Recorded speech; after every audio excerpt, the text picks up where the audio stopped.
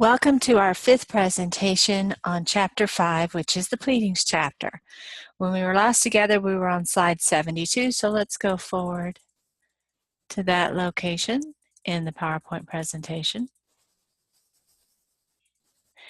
During our first four presentations, we covered the nuts and bolts of the complaint. And now we're going to talk about some other related documents and what we actually do with the complaint once we're completed with it. So in this section, we're going to talk about the civil cover sheet and the corporate disclosure statement. The civil cover sheet is something that needs to be completed, and it is filed with the original document. You can find the civil cover sheet in the court clerk's website. I have also posted an example of the civil cover sheet in Canvas, which you can look at to find out what that looks like, and we'll look at that in a second. Here is an excerpt from a civil cover sheet, and you can see it's been filled in a little, maybe not too precisely. Obviously, this should be down here, this should be here, this should be here. This gives you the information. It's a fillable PDF format, so it's a pretty easy document to use. And again, in this case, it's a motor vehicle case. It allows the court to know kind of what the lawsuit is about. And again, this is the cause of action. This is whether it's a case of removal or whether it's an original proceeding. Is there a jury demand? And of course, there's going to be a signature. Excuse me. In addition, if you are representing a corporation, then you need to file a special disclosure statement. You have to identify if the corporation that's suing, if it has a parent corporation, or any other corporation that owns at least 10% of its stock, or you have to excuse me, state, I apologize, that there is no such corporation. In other words, there is no parent corporation and there is no other corporation that owns 10% of its stock. And it must accompany the party's first appearance. So if it's a special appearance, it would have to be filed at that point in time, or any pleading, for example, the complaint or the answer. And if the circumstances of the corporation changes, for example, if it's bought by another corporation or acquired or sold or something along those lines, then this form has to be updated. This is an example of the way that a defendant might submit its disclosure statement. Again, we have a caption here, the standard caption for this case. Defendant, Paradise Found Incorporated, files this disclosure statement with the court clerk as required by Federal Rules of Civil Procedure 7.1 and certifies the following. Defendant is an Idaho C corporation with its principal place of business in Boise, Idaho. Defendant is a wholly owned subsidiary of Milton Enterprises Incorporated. And then you have the normal signature block, respectfully submitted, and all that other information that flows from that. So let's look at, we're going to go back and let's look at that civil cover sheet, and then we'll also look at Federal Rules of Civil Procedure 7. So I'm going to go into our course. We're in the modules for our course. We're going to scroll down to number 5, and you can see we have, well, I haven't posted it yet. Oh, no, I did. Here it is. Let me move that around. This is that document, and I have it right here. Again, as you can see, you can populate it by clicking on whichever item you want or typing in content. Along those lines. Let's go to Federal Rules of Civil Procedure 7.1. And we have, this is that disclosure statement, the corporate disclosure statement. Who must file? A non-governmental corporate party must file 2 copies of disclosure statement that identifies any parent corporation, any publicly held corporation owning 10 or more % of its stock, or states that there is no such corporation. And again, it's going to have to be supplemented if those facts change.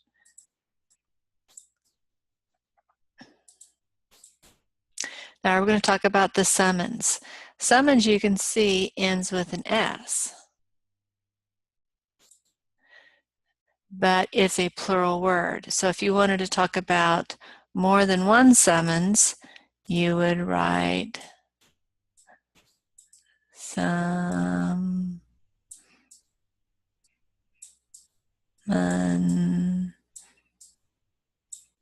This is correct, a summons.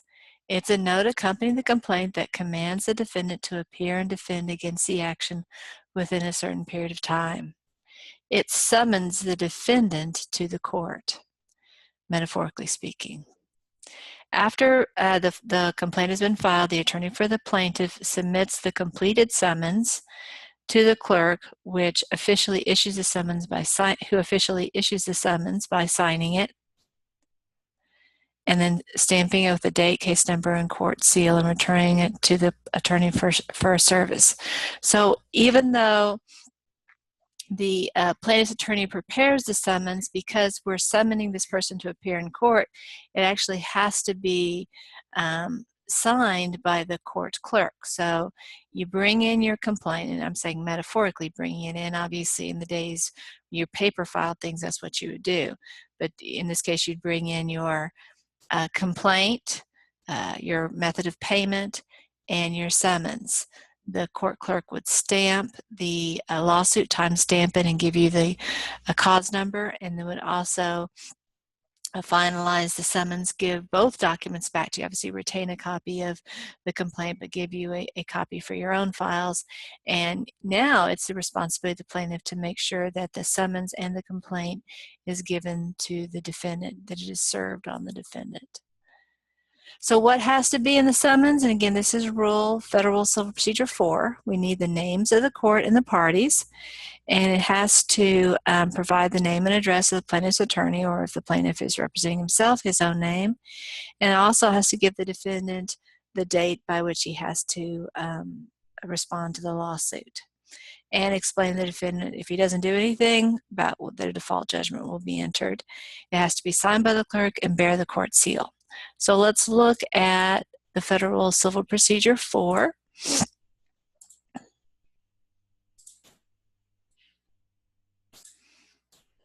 And again, it's going to say the same things. The summons must name the court and the parties, be directed to the plaintiff, state the name and addresses of the plaintiff's attorney, or, if unrepresented, of the plaintiff, state the time within which the defendant must appear and defend, notify the defendant that a failure to appear and defend will result in a default judgment against the defendant for the relief demand of the complaint, be signed by the clerk, and bear the court seal.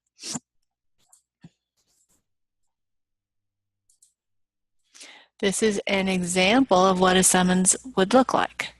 Again, it's going to have the style of the case. Of course, the civil action number will be present, and it will list the person who it's being sent to. In this case, of course, it's going to be the defendant. And this is going to be the standard language. A lawsuit has been filed against you within 21 days after service of this summons on you, not counting the date you received it, or 60 days if you are the United States or United States agency or an officer or employee of the United States described in Federal Civil Procedure 12A2 or 3. You must serve on the plaintiff an answer to the attached complaint or a motion under Rule 12 of the Federal Rules of Civil Procedure.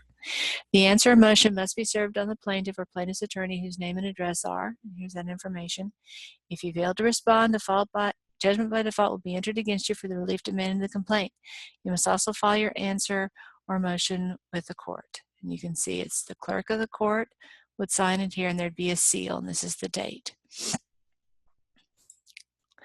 This is designed, what is the purpose of a summons? By the way, if you ordinarily practice in Texas State Court, we have a different name for it in Texas State Court.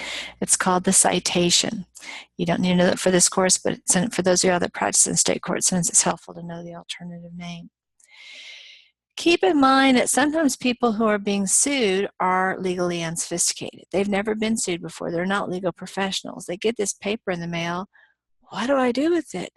Well, this gives them some information that helps them know, okay, well, you have 21 days. This is a lawsuit. It sounds pretty, it's designed to educate that layperson so that he doesn't ignore and say, oh, I don't do anything with this. Well, yeah, you do have to do something with this. And if you don't do anything with it, there's going to be repercussions. That's the purpose of the summons. After the summons has been served on the defendant, there's a return of service, and it's on the reverse side of the summons. And this is an affidavit that the process service completes after he served it upon the defendant, stating the date, time, and method of service, and it's filed with the court to show, yes, in fact, the defendant did receive the summons. And that's, of course, what starts that 21-day clock ticking. Let's talk about service of process. What is service of process? Again, this is a definition, so you want to be familiar with this. It's a formal delivery of both the summons and the complaint to the defendant. Service has to be by a permissible method, and it has to be on the defendant. And process, the term service of process, process is the summons and the complaint. You don't just serve one or the other, you have to serve both.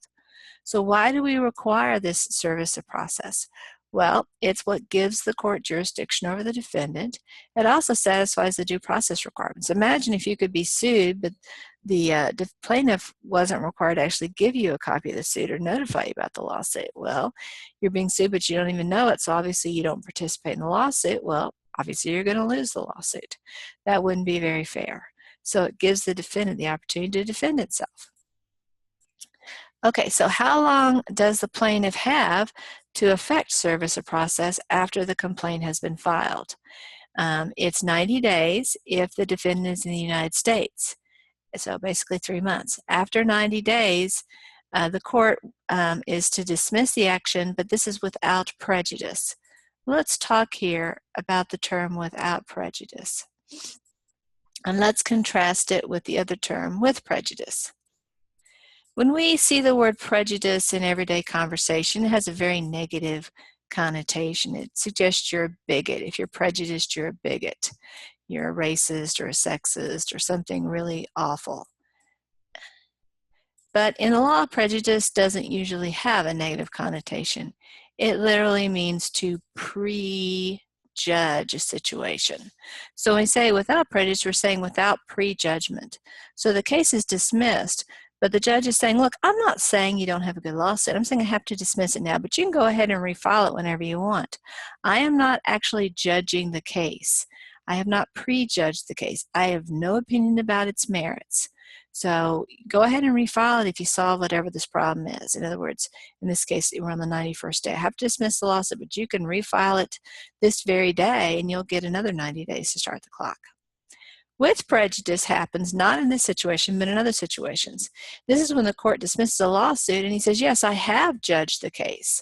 I have looked at the facts and I have decided, even though I haven't gone to trial, I've decided there's no way you can win. There's a fatal flaw. Maybe the statute of limitations has already passed. Or maybe the person, whatever he did, the facts that you're alleging doesn't state a claim of action, that there can be recovery from it. There's a fatal problem with your lawsuit and it can't be fixed. So I'm dismissing your lawsuit, but I'm also saying, and you can't refile it.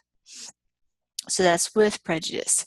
It has nothing to do with discrimination or anything along those lines. So try to recognize that that term has a different meaning. Sometimes there could be a good reason for the failure, and under those circumstances, the court does have the opportunity to extend the date beyond 90 days. Let's look under Federal Rules of Civil Procedure 4M so we can see that rule. Hopefully you're kind of developing the habit of having the rules handy so that you can look them up as you go through this process. So let's scroll down to M, and here it is, the time limit for service.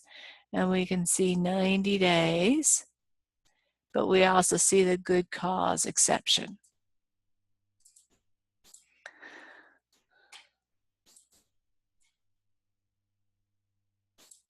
And here are the methods. So this, we're talking about a human being, an individual. You can deliver it to them personally. You can leave it at their dwelling with somebody of suitable age or discretion. Again, usually you're thinking about an adult. You can deliver it to an agent authorized by appointment of law to receive it on this behalf, or by any method by law of the state in which you're in. So again, if this were a court that's in the state of Texas, then you could look at the Texas state law about service. If the person is a minor or incompetent, again, this is somebody who's been declared to be incompetent, perhaps they have advanced Alzheimer's, or they are in a coma, or something along those lines. Again, we look to state law in the state in which this court exists. Let's consider a person that's not a human being. Again, we would look to the state law, or, and this is the more likely path, we would deliver to an officer, managing, or general agent, or any other agent authorized by appointment or law to receive service or process. We've talked before about the Secretary of State website. Let's just pause and look at that for a second. So I'm going to go to Texas Secretary of State.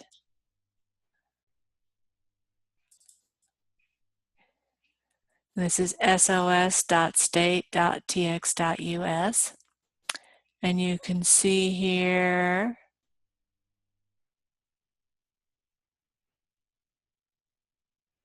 so we're going to go to Business Filings and SOS Direct. Now this is not a free service, it's very inexpensive, but this is the path in which you can file documents, and here we have enhanced search capacities for business organizations, including searching by entity name, name of person listed as a registered agent, officer or director of a corporation. So you can type that information in and get the data. It's very inexpensive. It's $1 per search, but again, we're not going to search at this time, but it is a path to go ahead and get this information quickly and easily. It'd be a very common thing for the paralegal to do. So if you work for a plaintiff's law firm, you would very likely be on this database fairly routinely to pull up the various corporate names and to figure out what their relationships are to each other and to figure out who the registered agent for that particular corporation is. And each state has a similar website. So who may be the process server? Well, the person has to be at least 18 years old and can't be a party to the suit. So Alvin Jackson, for example, couldn't serve it upon Rick Reedy. Very common to use a professional service process server. Just makes it easier. You can also use a U.S. Marshal or Deputy Marshal to accomplish that task. So what are the limits of service? Service of process establishes the court's personal jurisdiction over defendant under 3 circumstances. And here are the 3 circumstances. If the defendant is subject to the jurisdiction of the court of general jurisdiction of the state in which the federal district court sits. We've already talked about that in Chapter 4. We talked about how the if the state court would have personal jurisdiction, then that federal court in that particular state has jurisdiction over that particular individual, that they are co-equal. Also, this is another, this has to do with service, not upon jurisdiction. If the defendant was joined either as a third-party defendant or a party required to be joined, was served in the U.S. and was served no more than 100 miles from the service where the summons was issued. This is the 100 bulge rule. You're not really responsible for knowing this. We're not going to test you over, but in order to be complete, I wanted to provide this information. Or additionally, this is the catch-all. If a federal statute authorizes exercising personal jurisdiction or in some other circumstance. This is the main one right here. This is the one that we're focusing on. If we're looking at a federal law claim, we're not sitting in diversity under this situation. Service of process is established by the personal jurisdiction if the defendant is not subject to jurisdiction in any state's courts of general jurisdiction, and exercising personal jurisdiction over the defendant would be consistent with the United States Constitution and laws. Again, this has to do with circumstances where this is a federal person, a foreign person. Again, this is an example. You know, we talked about when we went through the Chapter 4, we talked about how, but what if there is no place you can reach this person? Well, this is part of the fix under those circumstances. You're not required for knowing this. I just, in the interest of being complete, provided this additional information. It's very common in federal court to waive service of summons. In most cases, the defendant knows it's going to be sued. There's already been discussions. This is no surprise. And so it is very common to waive service, to say, hey, you know what, there's really no benefit in you spending this money to hunt me down and give me this paperwork. I want to waive that, and that way we're going to save you a little bit of money. It's going to reduce your court costs, which if I lose means I don't have to pay that money. And so it's pretty common to waive service of summons. There's some additional reasons why you might want to waive service of summons, but let's talk about what the process here is going to be. Well, first of all, it's common for the plaintiff to request waiver, and that has to be in writing, because obviously you're not serving this on the person, because then if you serve them, there's no purpose in waiving service. So you're actually going to be mailing it to them typically. So it's going to be addressed to the individual defendant or to the registered agent. You have to have the name of the court, and it has to be include a copy of the complaint and the waiver form. And it must inform the defendant of the consequences of waiving and not waiving service. So at this point, if I choose to waive, well, then I'm not going to get served. But I have the choice as the defendant to say, nope, I want you to go ahead and serve me. You may say, well, why would you waive serving me? You've already gotten the complaint. You know what you need to do. And let's assume that I'm a legally sophisticated person, so I know I don't need a piece of paper telling me I have 21 days. I know how the system works. But I still have the right to be served if I want to be served. That's part of our process. Right. Also, this is part of that request for waiver. You have 30 days to consider whether you want to do it. And again, you can send it by first-class mail. More commonly, it's sent certified mail, return receipt requested. And this is an example of notice of lawsuit and request to waive service of summons. Again, you can see all the various parts of the caption that we've seen before. Again, we see the word jury here. We now have the case number. We have the court. This is the style we've seen before, and this is the name of our document. Technically, this isn't the best name, because we ought to have plaintiff's notice of a lawsuit and request to waive service of summons, but obviously only a plaintiff would ever file this document, so it's been left off in that case.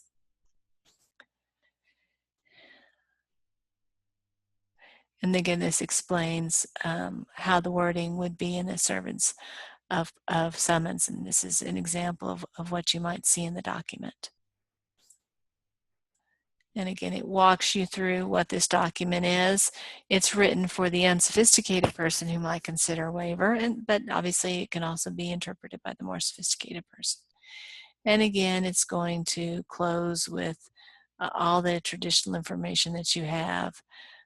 This actually isn't including some of the information that I would put in it. For example, I would put facsimile number, a bar number in this as well. And then this is some additional information that would go on the request. This is an attachment. And then this is the actual waiver form that would be included in the package. The defendant, in this case Mr. Bandit, would have the option of actually submitting this. And again, so it's prepared to, so the plaintiff's attorney actually prepares this, and it's put in that packet, but the defendant is the one who's actually going to complete this if he chooses to waive. And again, this is the signature for Carrie Frog is Mr. Bandit's attorney. And again, the signature would be on here. So if Mr. Bannon has chosen to sign the waiver form, then the plaintiff's attorney will file it with the court. That will be in lieu of having the return of service filed.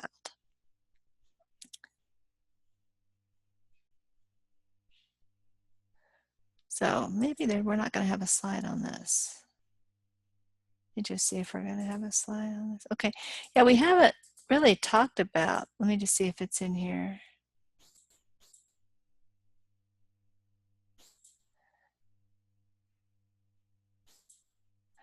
Okay. Okay, well, we'll skip over that for now.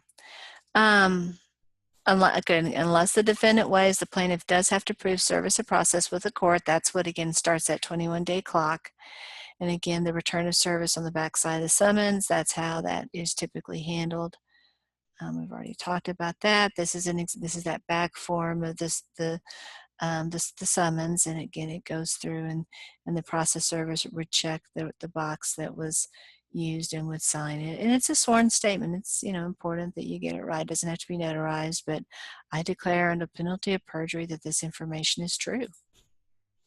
Okay, so we've served our lawsuit. We filed our lawsuit, we've served it, we've either waived or gotten a waiver, or we've actually served it. And now we've changed our mind about something. We decided we want to change our complaint. Perhaps we've gotten additional information, or perhaps we missed something in our first draft. I mean, accidents happen.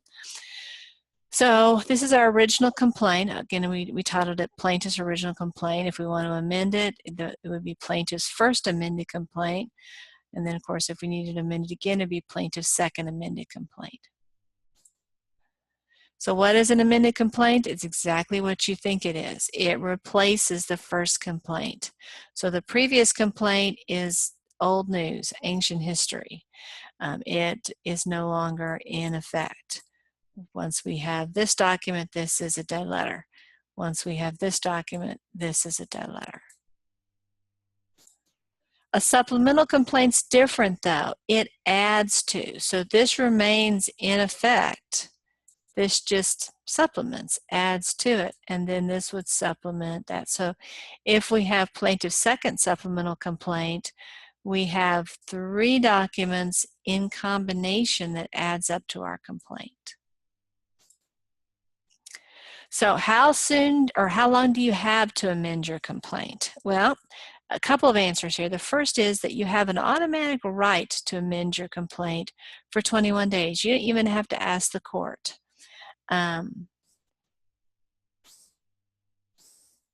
21 days after the earlier of the following, that the defendant filed its answer, or the date on which the defendant filed a pre-answer motion. So let's say you filed your lawsuit on January 2nd. Well, the defendant has 21 days to proceed, but let's say the defendant was Johnny on the task and he filed his on January 20th. So he only got 18 days. Well, now we would add 21 days to this date. Doesn't matter really what the defendant filed. It could be an answer, or it could be one of those 12B motions. So now this would be, we'd have 41 here, and there's only 31 days in January, so we'd be talking about February 10th. That would be your date as a matter of right. You don't have to request leave of court. But you know what? It's not a big deal if it's after February 10th, because you can apply to the court for the right to amend, and the courts usually are going to grant that. The first thing you're going to do, if you're past that date, past the date that the 21 days, is you're going to request the other side, say, hey, do you consent to doing this? And your first thought may be, well, of course they're not going to consent. I mean, if it's good for you, it's got to be bad for them, right? Well, yes and no. There's a couple of things going on here that I think are important to know kind of about the culture of attorneys. Attorneys are zealous advocates for their clients, no doubt about that. And relationships between opposing counsel can be very difficult at times. They can also be very cordial. It can happen either way. But these types of requests are not usually denied, especially when there's really no harm to the other side. There's a few reasons that attorneys do pretty much agree to these pretty readily. One is that, as a practical matter, they know that the court's going to grant this very likely, and they don't want to appear to be a jerk to the court, because the court will remember, wait a second, why didn't you just agree to this? And you don't want the court to think badly about you. You want the court to think that you are a true professional, and that's not the way to do it. So if you know you're going to lose, why not just agree to it already? That's one reason. Another reason is that, especially in the early stages of a lawsuit, you may well be thinking, maybe we want to settle this case. So there's really no reason to tick off the other side early on to cause unnecessary hostility. So it can be a good strategy to kind of start the conversation from that standpoint. And many times these types of requests are used as a way to start a conversation about settlement. You know, we want to amend the complaint. Oh, you want to amend the complaint? Oh, that's interesting. Do you have some new allegations? Well, we just want to add this. Oh, okay. Oh, by the way, have y'all thought about settling this thing? You can kind of put it into the flow of the conversation in a way if you're already open to that idea. So it can create goodwill that allows maybe settlement talks to go forward. But probably in addition to the fact you're going to lose, the possibility of settlement, the whole idea of professionalism, the fourth is probably the biggest reason, and that is attorneys know that there's going to be a point in the case where they need the other side to cut them some slack. They are going to trial on another case at that same time, and there's just only so many hours in the day, and they can't get everything done. They need an extension on something.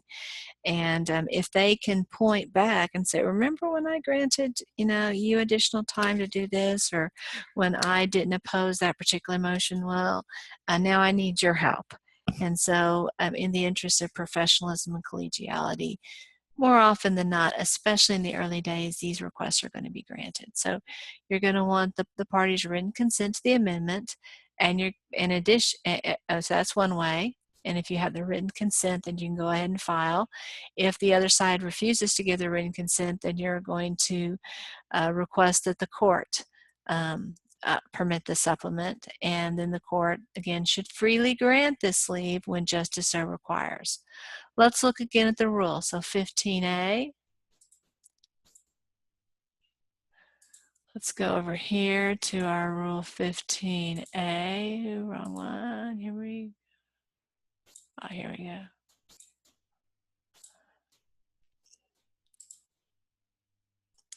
15A, amending as a matter of course. A party may amend its pleading once as a matter of course within 21 days after serving it, or if the pleading is one in which a responsive plea is required 21 days after service of responsive pleading, or 21 days after service of a motion of 12B, whichever is earlier. Other amendments. In all other cases, a party may amend its pleading only with the opposing party's written consent or the court's leave. The court shall freely give leave when justice so requires. Now, on the eve of trial, is the court going to grant an amendment that substantially changes what has to be proved? Obviously, no. That doesn't give the other side the opportunity to get discovery in that matter, to prepare for case. But if we're talking, before discovery even begins, it's really hard to see what disadvantage, what prejudice would exist for the other side, and so very likely that would be granted. Okay, so there's going to be a scheduling order that is going to be entered typically shortly after the defendant answers a lawsuit. We'll talk about answering in a separate lecture. These are going to have deadlines that the parties have to make sure they're completing. The paralegal is really the lead person in this area. He or she is going to be calendaring these dates, and not just calendaring the dates, but also giving reminders. For example, if you've got to get discovery closed by June 17th, well, it doesn't really help you to wake up on the morning of June 17th and say, oh, wow, we need to schedule our depositions. They all have to happen, today. Well, no, that's not going to work. You would need to be aware of that deadline several weeks in advance so you can plan in reverse. I mean, you can't schedule a deposition and take in the same day. You can't even schedule a deposition and take in the same week in most cases. So you're going to have to think through. Many written discovery, in fact, all the written discovery documents give the other side at least 30 days to respond. And so all of that would have to be completed by the discovery cutoff. So it requires a fair amount of kind of reverse engineering to make sure all the dates line up. One of those additional dates will be amending and supplementing pleadings without leave of court. Sometimes there's a question about, well, we have the federal rules of civil procedure, and what the local rules say is different than what the court order says. Well, the court order is more specific. That's going to control in this litigation. If a party doesn't comply with this particular court order, the scheduling order, there could be sanctions involved for that particular party. So it's a big deal. This scheduling order definitely needs to be taken very seriously.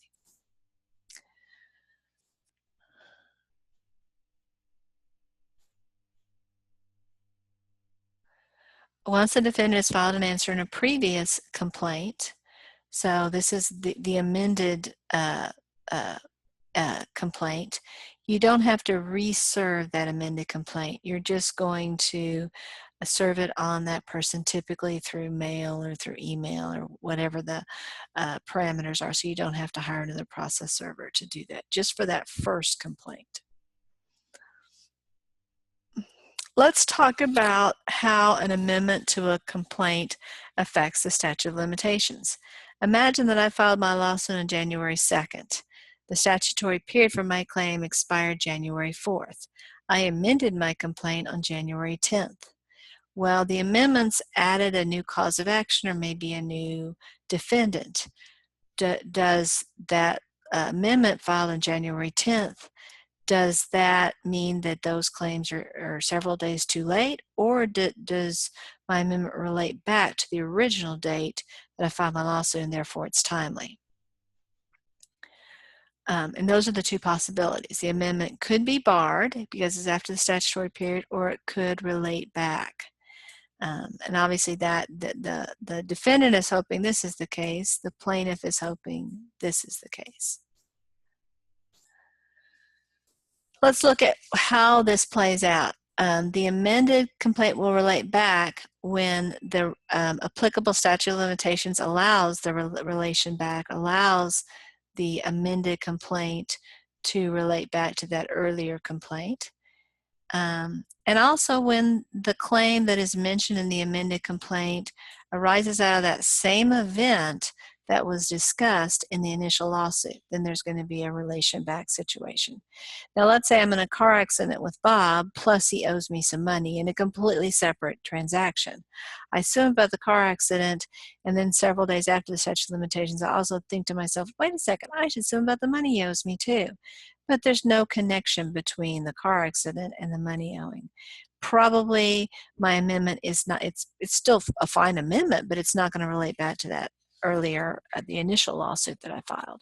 So if my amendment is beyond the statutory period, I'm probably out of luck. When the amendment changes the party or the naming of the party, it will typically relate back, but only if the amendment asserts a claim or defense that arose out of the conduct, transaction, or occurrence set out in the original pleading, and within 90 days after the original complaint was filed, the party to be brought in by the amendment receives such notice of the action that will not be prejudiced by defending the merits of the case and knew or should have known the action would have been brought against it but for a mistake concerning the party's true identity.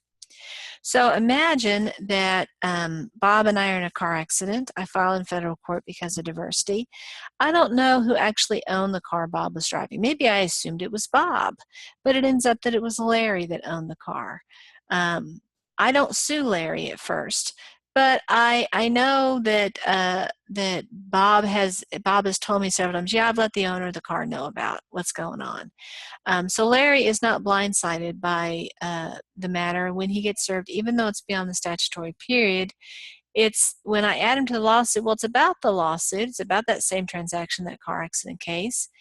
And he's not prejudiced by that delay. He knew what was going on, and he knew or should have known that the action was being brought. So in that situation, it would be relation back. But let's present a different scenario. Let's say that I had surgery. I had abdominal surgery. The surgeon performed the surgery 3 years ago, and he had an assistant and a surgical nurse in the theater at the time of the surgery. The surgical nurse, that was her final shift at that hospital, and the very next day she moved to Japan and hasn't stayed in contact with anyone from the hospital. She never really thought about the surgery again, had no idea that it hadn't gone well, because at the end of the surgery it looked like everything was fine. Well, it ends up that accidentally a surgical sponge was left in. It caused complications and infections, and I had all kinds of problems, but it took me a while to figure out what was causing me to be sick. And so I don't actually sue until the very end of the statutory period. I initially don't sue the surgical nurse because I didn't know there was a surgical nurse in the theater at the time. I know about the doctor and the doctor's assistant, but I didn't know about the nurse. Well, the transaction, or through the amendment, when I find out about the nurse, the amendment is about the same transaction. But under these circumstances, she really did not know about the action, and she might well be prejudiced about proceeding in the action. So in this case, it's possible that because she's really been out of the loop for all this time and not aware of what's going on in this matter, that it may not relate back in her case. I hope this presentation has been helpful. We've concluded the first PowerPoint with respect to Chapter 5. Thank you for your attention. Have a great day.